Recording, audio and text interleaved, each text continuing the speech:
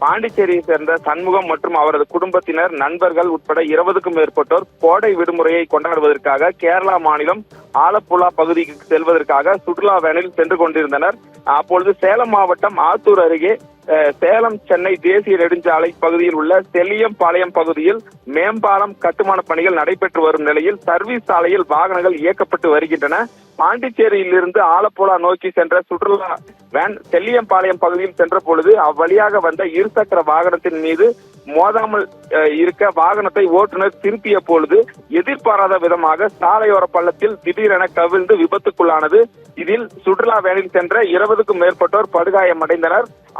இந்த படுகாயத்தை கண்ட படுகாயமடைந்து அந்த அலறல் சத்தம் கேட்ட அக்கம் பக்கத்தினர் அங்கு இருந்தவர்களை மீட்டு 108 ஆம்புலன்ஸ் மூலம் மேல் சிகிச்சைக்காக ஆத்தூர் அரசு மருத்துவமனை மற்றும் சேலம் அரசு மருத்துவமனைக்கு அனுப்பி வைத்தனர். தொடர்ந்து அவர்கள் அனைவருக்கும் தீவிர சிகிச்சை அளிக்கப்பட்டு வருகிறது. மேலும் படுகாயமடைந்தவர்களை ஆத்தூர் வருவாய் கோட்டாட்சியர் பிரியதர்ஷினி நேரில் சந்தித்து ஆறுதல் தெரிவித்தார். இந்த விபத்து குறித்து ஆத்தூர் ஊரக போலீசார் வழக்கு பதிவு செய்து விசாரணை நடத்தி வருகின்றனர். சுற்றுலா சென்றவர்கள் பள்ளத்தில் கவிழ்ந்து விபத்துக்குள்ளான சம்பவம் சேலத்தில் பெரும் பரபரப்பை ஏற்படுத்தியுள்ளது. அபிரகாம்.